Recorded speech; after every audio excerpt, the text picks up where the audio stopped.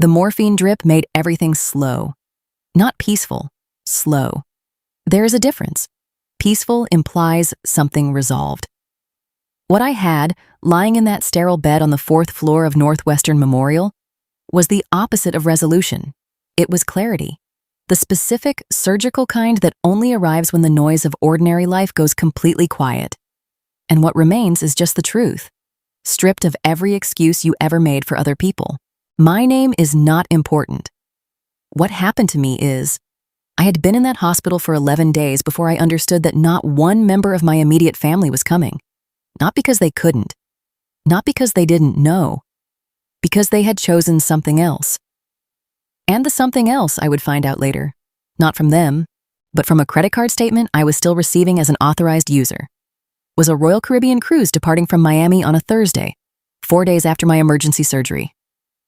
Let me walk you back, not to the beginning. The beginning is too long and too ordinary. Let me walk you back to the moment everything cracked open, because that moment was not the surgery.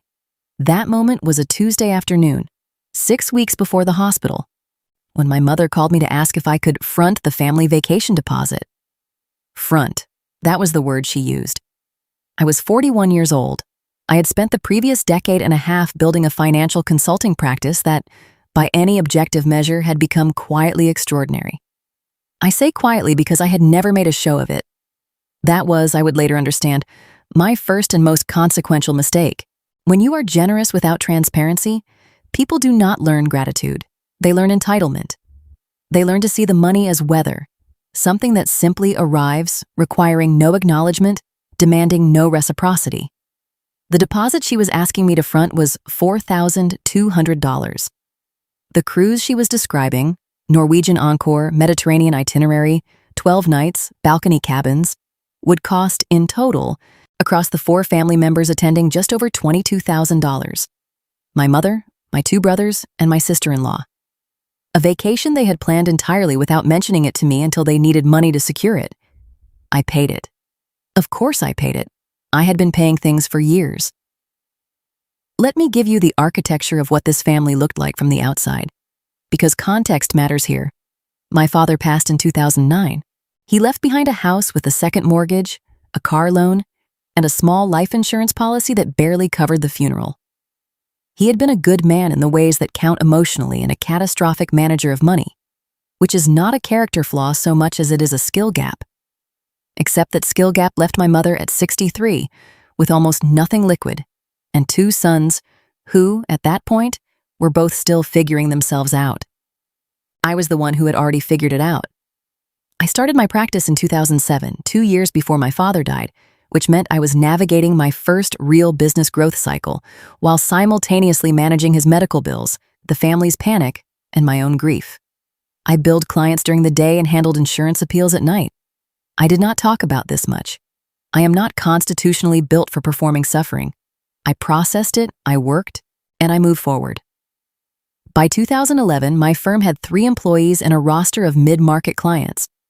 By 2014, we had expanded into forensic accounting work, corporate fraud investigations, litigation support, that kind of thing, which is both more lucrative and considerably more intellectually demanding than standard advisory work. By 2018, the practice had grown to the point where I brought in a partner, structured a proper equity split, and began drawing a compensation package that most people, if they saw the number, would find startling. I did not tell my family the number. I told them I was doing well. I bought my mother's house outright. Her house, the one she had lived in for 30 years, the one with the second mortgage my father left. I bought it, paid off the remainder of the loan, and put the deed in her name. I paid my younger brother Marcus's student loans, $61,000. I paid them quietly over 18 months because he was drowning and too proud to ask for help directly. So he had asked my mother, who had asked me, and I had simply done it without making him feel the weight of it. That is who I was to this family. A resource. Framed, when convenient, as a success story to brag about at church. Invisible, when inconvenient, as a human being who might have a crisis of his own.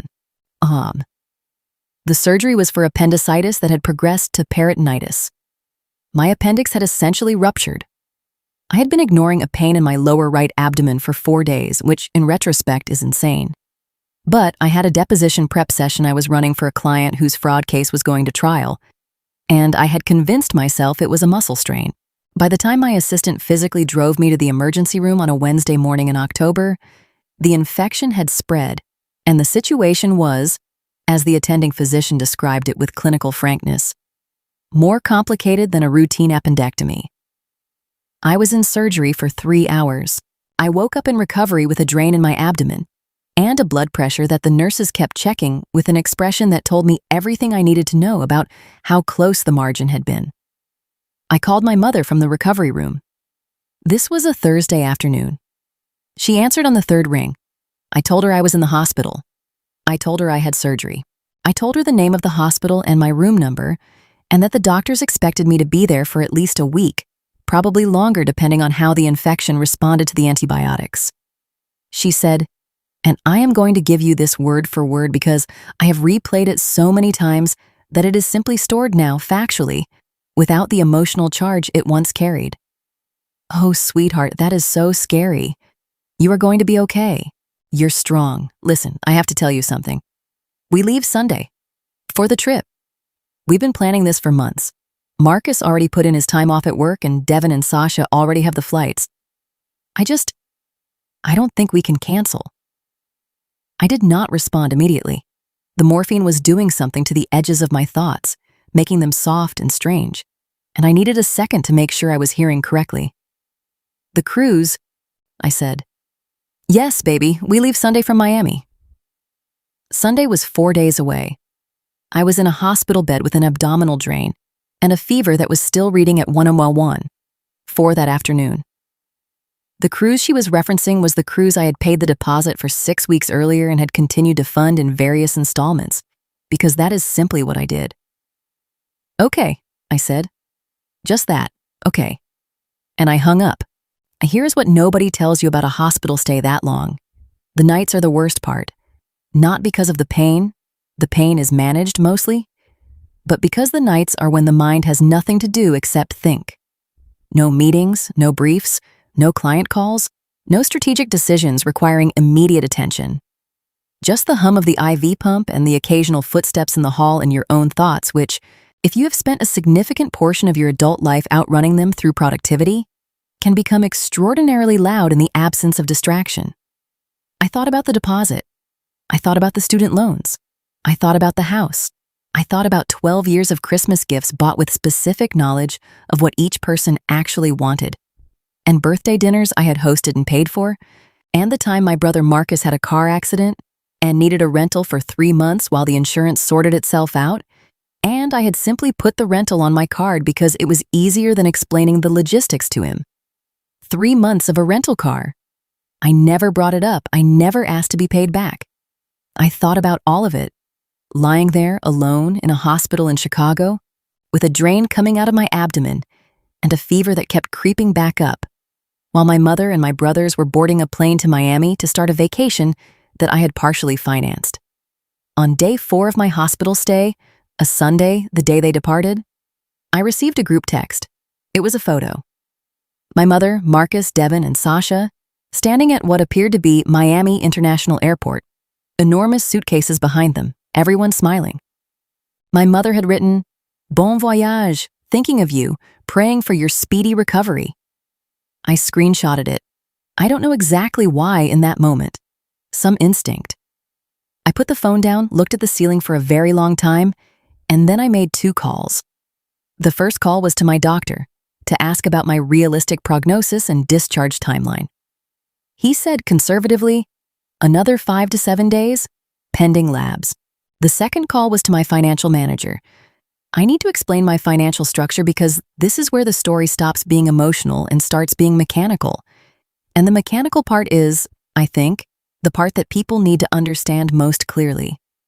Over the years, the support I had provided to my family had been organized more or less through 3 channels.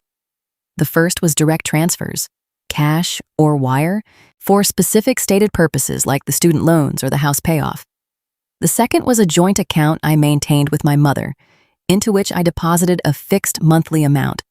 She used this for household expenses, medical costs, whatever she needed. The third was a set of standing credit card authorizations. I was the primary cardholder on 2 credit cards that both my mother and Marcus carried as authorized users.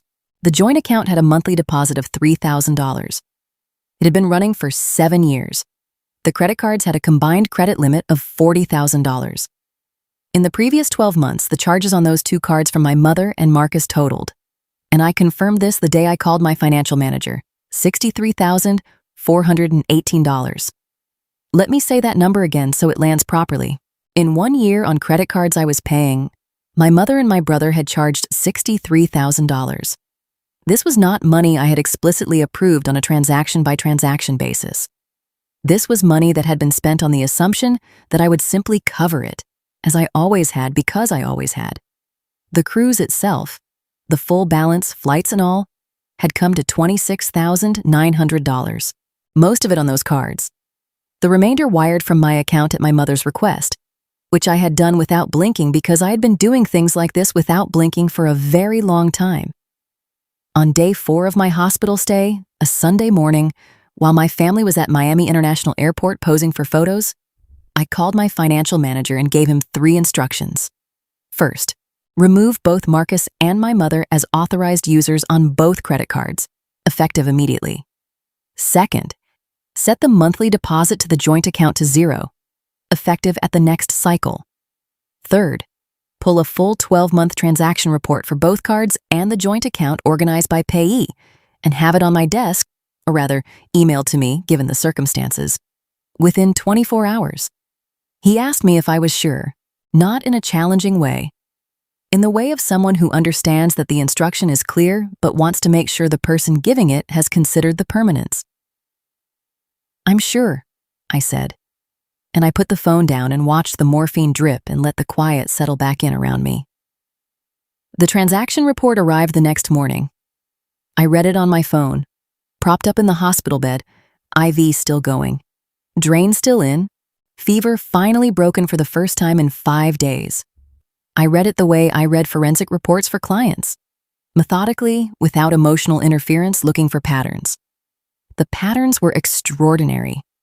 In the previous 12 months, the charges that stood out most prominently were not, as I might have expected, household necessities or medical costs. The largest category by a significant margin was travel and dining. 7 restaurant charges over $200 each. 4 hotel stays, none of which had been mentioned to me. 2 charges to a travel booking site that, when I cross-referenced the dates, corresponded to a weekend trip Marcus and Sasha had taken to Nashville in February that I had known nothing about. A charge from a luxury spa. Multiple charges from a clothing retailer that, in 12 months, totaled over $4,000 alone. And there, in October, spread across multiple transactions over a 3-week period, the cruise, flights, excursion pre-bookings, a travel insurance policy, luggage purchases, a pre-cruise hotel stay in Miami for 2 nights, $26,900, give or take, for a trip taken while I was in the hospital. I did not feel rage reading this. I want to be clear about that because rage would have been understandable and also, I think, less useful. What I felt was something quieter and in some ways more powerful. I felt the specific emotional state of a person who has just had a self-deception removed. The self-deception being this, that what I had been doing for 12 years was generosity.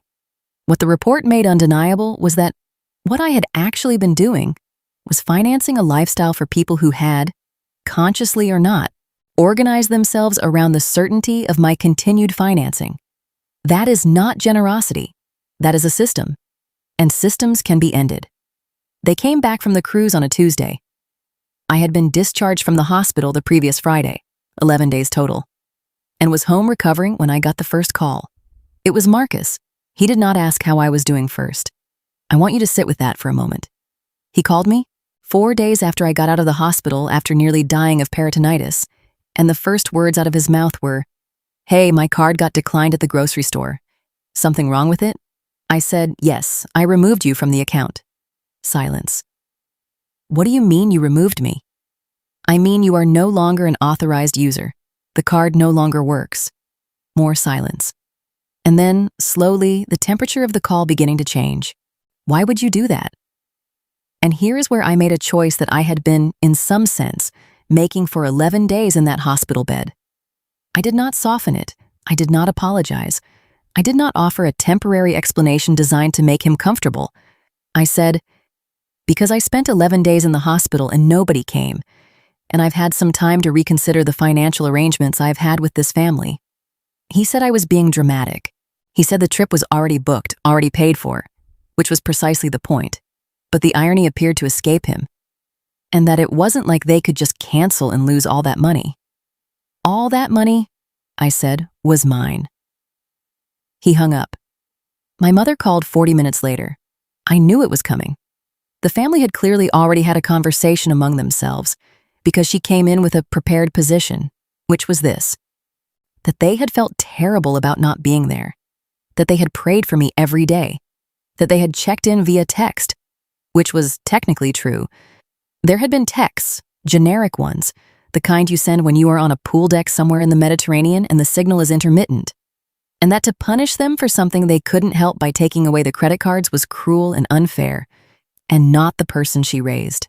I let her finish, then I said, "Mom, I'm not punishing you. I'm adjusting a financial arrangement that I should have adjusted a long time ago. The cards are closed, the monthly deposit is suspended, that's the decision." She cried. Not immediately. There was a beat first where she tried a different angle, something about how hard things were for Marcus and Devin, how they needed support, how I was the only one who could provide it, how family means showing up for each other. When that didn't move me, the crying started. Real crying, I believe. Not performed, not manipulative in any conscious way, but genuine distress at the sudden disappearance of something she had come to experience as permanent. I understand that this is painful. I want to be clear that I do not tell this story with coldness toward my mother as a person. She is a woman who lost her husband, who was financially insecure for decades, who had organized her sense of safety around my continued support. The crying was real. The fear behind it was real. But real emotions are not by themselves an argument. They are not a counter-proposal. They are not evidence that the arrangement was fair or sustainable or that it should continue.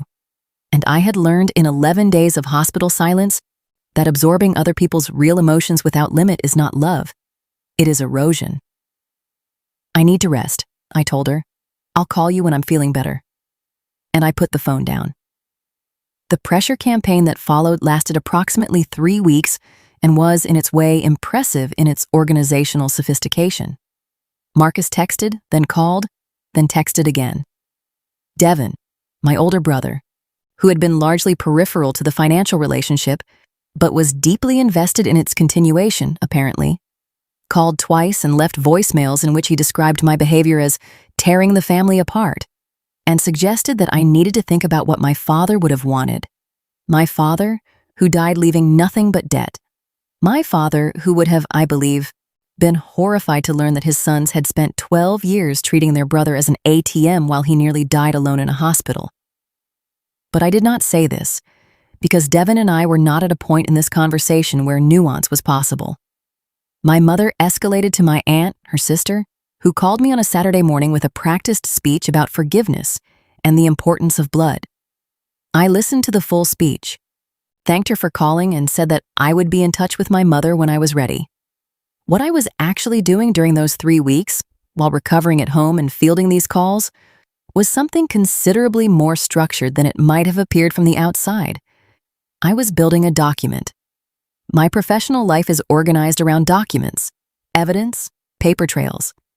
The forensic accounting work I do is fundamentally about reconstructing what actually happened. Not what people claim happened, not what people remember happening, but what the records prove. I had been doing this for corporations and litigants for 15 years. It had not previously occurred to me to do it for myself. Now it occurred to me. I pulled together 12 years of financial records. Bank statements, wire transfer confirmations, credit card histories, the deed to my mother's house, Marcus's student loan payoff documentation, insurance receipts, the rental car charges. I organized them chronologically and then by category. I built a spreadsheet. I am professionally never more than 15 minutes from a spreadsheet. That totaled every dollar I had directed toward my immediate family since 2010. The total, when I finished, was sitting on my screen for a long time before I was willing to really look at it. $847,632 in 12 years. That number is not a complaint. I want to be precise about this.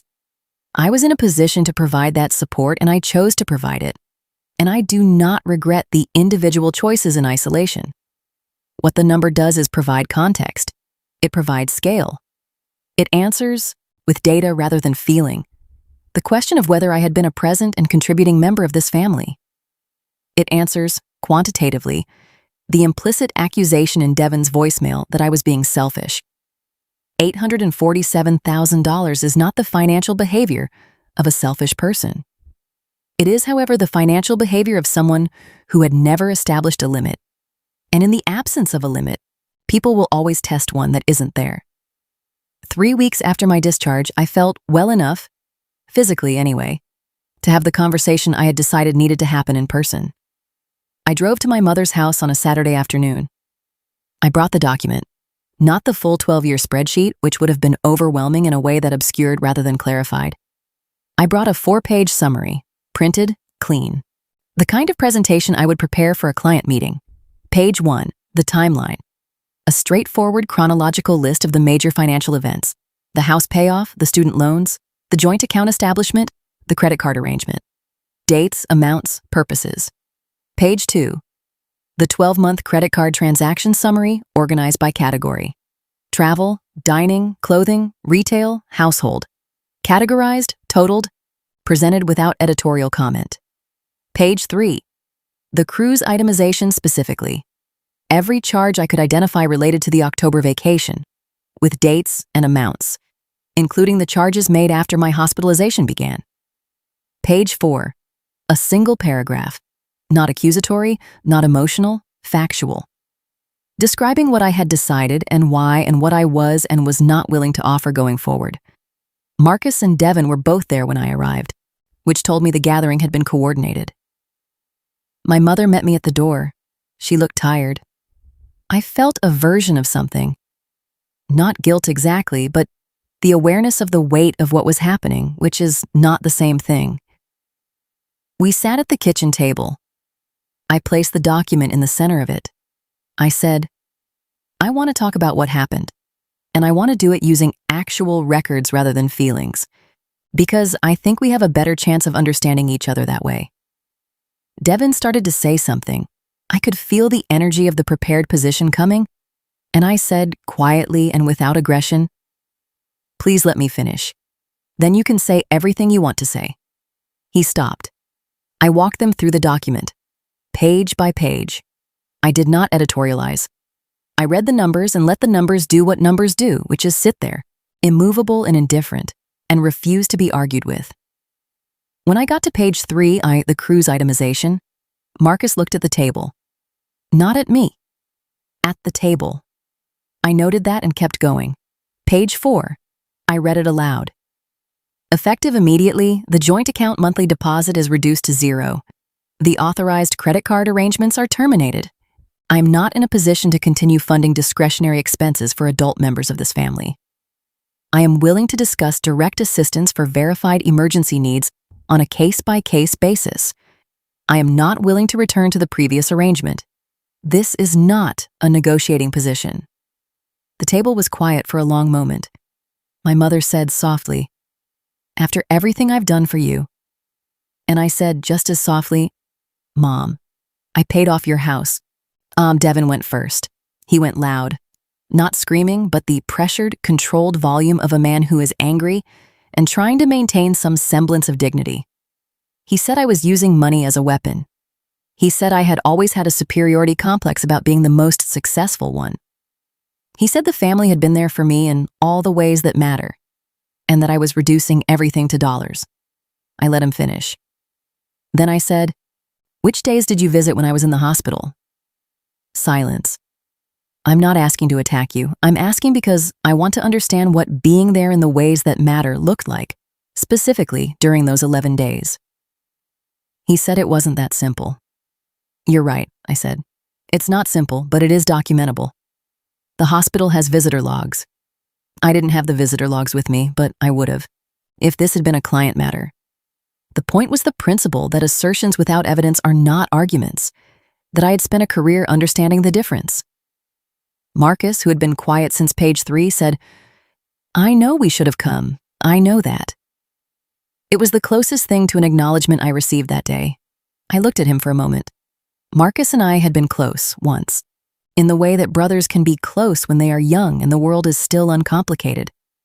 Some version of that connection was still in the room, underneath all the money and the resentment and the cruise photos. I could feel it. I know you know, I said. That doesn't change what I'm doing. My mother was crying again. Quietly this time. I stood up, folded my hands on the table. I love this family, I said. I'm not disappearing. I'm not cutting contact. I'm changing a financial structure that was making me invisible as a person and making you all comfortable in a way that I don't think was good for any of us. That's all I'm doing. Devin said, That's all? You're just removing the safety net that the entire family has been depending on? Yes, I said, because I was never supposed to be a safety net. I'm your brother. I drove home. My hands were steady on the wheel the whole way. What happened next did not happen in a single dramatic scene. That is the thing about real consequences. They are not cinematic. They spread out over time, in layers, accumulating the way water accumulates in a low-lying area. Slowly, quietly, and then all at once. Marcus, it turned out, had been living at a financial level that my credit card had been quietly subsidizing for years. Without it, within 2 months, he was having conversations about his budget that he had apparently never had to have before. He picked up a second contract job. He and Sasha moved to a smaller apartment. These are not tragedies. These are what adult financial life looks like when you are not supplemented by someone else's income. But they required adjustment, and adjustment was uncomfortable. And for a period of roughly 4 months, Marcus's primary mode of communication with me was resentment. Devin, whose entanglement with my finances had been less direct, went through a phase of narrating my decision to extended family members. My aunt called twice more. A cousin I had not spoken to in 3 years sent a text. This is the social pressure mechanism that families deploy when direct persuasion fails. The widening of the circle, the recruitment of allies, the attempt to make the person who has drawn a boundary feel isolated enough to retract it. I did not retract it. My response to every family-adjacent call during this period was the same: warm, brief, and non-negotiable. I acknowledged the concern. I declined to relitigate the decision. I changed the subject or ended the call. I was never rude. I was never cold beyond what the situation required. I was simply finished with the argument, which is a different thing from being finished with the people. My mother was the most complex part of this. She is, underneath everything that happened, my mother. The relationship did not end. It changed shape, which is, in some ways, harder than ending. Because the shape it had before was so familiar that its new outline felt like loss, even when I knew, intellectually, that the old shape had been wrong. She and I talked on the phone. We had Sunday calls, which we had always had, and which I did not stop. But the calls were different now. She did not ask for things. In the early weeks, she would start sentences that trailed off. The beginning of a request, caught and redirected. And I could hear her editing herself in real time, learning a new language for a relationship that no longer had the same grammar. That editing was its own kind of heartbreak. Not one I was willing to reverse, but real. 6 months after the hospital, I met with my therapist. Yes, I have one. Yes, I should have had these conversations with her years earlier. This is not a plot twist. And she asked me a question I have been turning over since. She asked, "At what point did you start funding them?" I told her, right after my father died. When the panic set in and there was a vacuum and I was the only one with any financial competence, and filling the vacuum felt like the right thing to do. She said, "And did anyone ever explicitly tell you that you were responsible for keeping the family financially stable? Or did you just start doing it and then it became the expectation?" I sat with that for a while. "I just started doing it," I said. So you created a role for yourself, she said, and then you were trapped in it, and everyone else organized around the certainty of you being in it. That is, I think, the most precise description of what had happened. I had not been consciously taken advantage of. Or not only that, I had built a structure and then lived inside it until it was catastrophic. And the catastrophe had taken the form of a hospital bed and an airport photo and a cruise that went on while I lay alone with a drain in my abdomen, wondering why nobody came. She also said something else that I want to include here because I think it matters. She said, "The hardest thing about what you did, cutting the money, I mean, is that it was right and it still hurt. Those two things can both be true. The fact that it was the correct decision doesn't mean you don't grieve the version of the family you thought you had." I did grieve it. In those long hospital nights and in the months that followed, I grieved the family I had built in my imagination, the one in which my generosity was met with the commensurate awareness that I was a person, not a function. The one in which my nearly dying would have been, unambiguously, more important than a pre-booked vacation. That family had never existed. I had been funding a fiction. A year after the hospital, I did something I had been turning over for months. I restructured my formal estate and financial planning documents in a way that reflected my actual relationships rather than my aspirational ones. I sat with my attorney, a woman I have worked with professionally for a decade, and we went through everything: beneficiary designations, charitable allocations, the specific legal mechanisms through which, in any future crisis, my assets would be directed. My mother remained included. Modified, but included. Because she is my mother and she is aging, and I am not a person who is capable of leaving her with nothing, and I have made peace with that about myself. But the structure changed. Rather than a general purpose trust as weather arrangement, what I established was a specific, administered trust with a named trustee who is not a family member, a defined set of eligible expenses, and a requirement for documentation before disbursement. In other words, the money I had always been willing to provide, formalized and bounded and supervised. Marcus was not included. Devin was not included. Not out of cruelty, because I am genuinely not a cruel person, and I want to be precise about my motivations, but because the data told me what the relationship actually was. And the data said, convenience. When I was useful, I was present in their lives. When I set a boundary, I became an obstacle to be managed, or a grievance to be narrated to relatives. That is not a relationship I want to fund from beyond the grave. The last time I spoke to Devin at length was about 18 months after the hospital. He had called somewhat unexpectedly, and the call was different from the ones that had preceded it. Less pressured, something more tentative.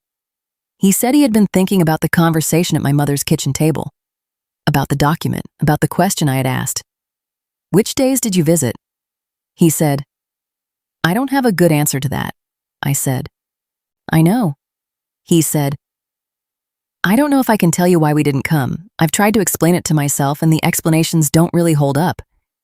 I said, "They don't." There was a long pause, and then he said something that surprised me, not because it was particularly eloquent, but because it was unguarded in a way Devin almost never is. "I think we just assumed you'd be fine. You're always fine. You always handle everything. It didn't seem real that you might actually—" He stopped. "Might actually need someone," I finished. "Yeah." I thought about that for a moment. The strange, terrible logic of it. That my competence had made me invisible. That being the person who always handled everything had trained the people around me to believe that nothing could actually fell me. That my strength had been weaponized against my humanity. "I understand that," I said. "I don't accept it as an excuse, but I understand it." He asked if we could have dinner sometime. I said maybe, not yes, maybe.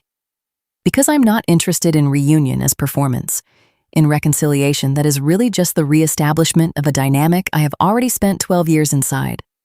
But I'm also not interested in permanent estrangement from a brother who is, at his core, not a bad person.